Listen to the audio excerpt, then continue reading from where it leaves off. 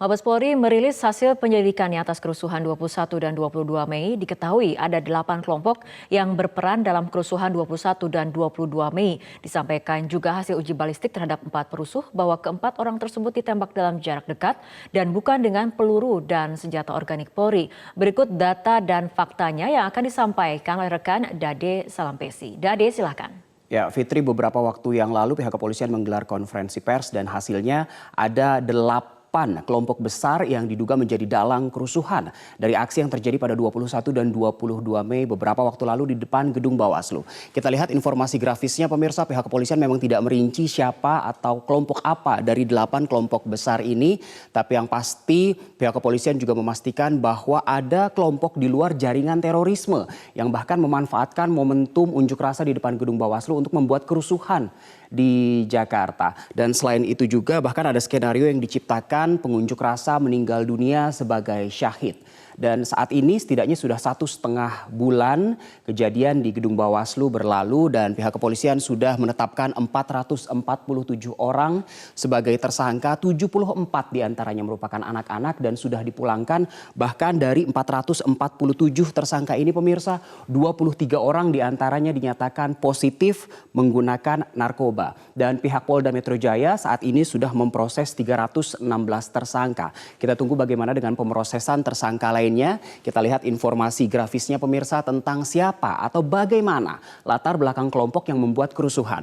Seperti yang saya ungkapkan tadi, memang pihak kepolisian tidak merinci, namun pihak kepolisian mengelompokkan 4 kelompok yang membuat kerusuhan di depan gedung Bawaslu. Ada sejumlah oknum ormas Islam yang datang dari berbagai daerah, terutama di kawasan Banten, Jawa Barat dan juga Jawa Tengah. Ada oknum ormas nasionalis, oknum partai politik pendukung 02 Prabowo Sandi, dan ada juga oknum relawan dari kelompok 02 itu. Dan saat ini masih ada 1 orang yang dinyatakan DPO dan diduga sebagai aktor intelektualnya pemirsa. Lalu yang menjadi pertanyaan juga bagaimana dengan metode identifikasi tersangka baru. Dan kita lihat ini adalah hasil penyelidikan penyebab kematian 4 perusuh karena pada saat 21 dan 22 Mei lalu ada 9 orang yang meninggal dunia, 4 orang sudah diotopsi. Dan 5 orang lainnya pihak keluarga menyatakan menolak untuk divisum pemirsa. Kita lihat informasi grafis lainnya, ini dia hasil penyelidikan dari penyebab kematian 4 perusuh. 2 orang baru berhasil diverifikasi atas nama Harun Al-Rashid yang disebut oleh pihak kepolisian tadi meninggal dunia di tempat dengan ditembak dari sisi kanan dengan jarak kurang lebih 11 meter. Dan ditemukan proyektil 9,17 mm dan dipastikan diduga senjata dari non-organik Polri.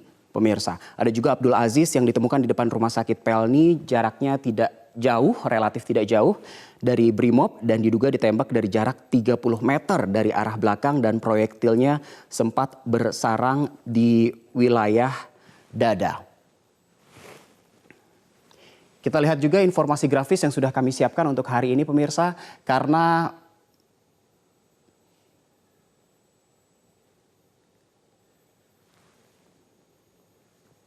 ya, dan pistol yang digunakan untuk menembak 9 orang ini, 4 diantaranya lebih tepatnya memang diduga adalah pistol berkaliber 9,17 mm dan tadi juga diungkapkan teknologi atau metode yang digunakan oleh pihak kepolisian menggunakan face recognition yang artinya pihak kepolisian mengungkapkannya berdasarkan CCTV lalu dibantu dengan sistem pencocokan visual milik Polri.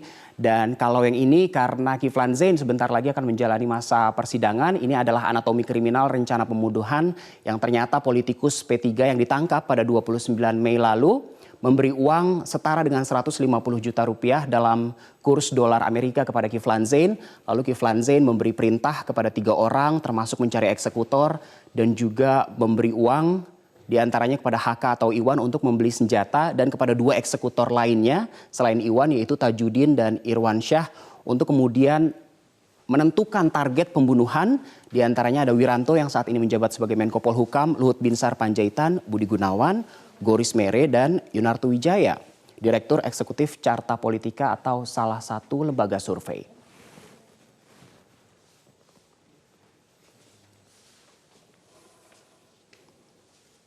Ya, sudah 1,5 bulan berlalu kita masih menunggu aksi kepolisian untuk memperdalam dan menetapkan siapa tersangka intelektual di balik kerusuhan ini.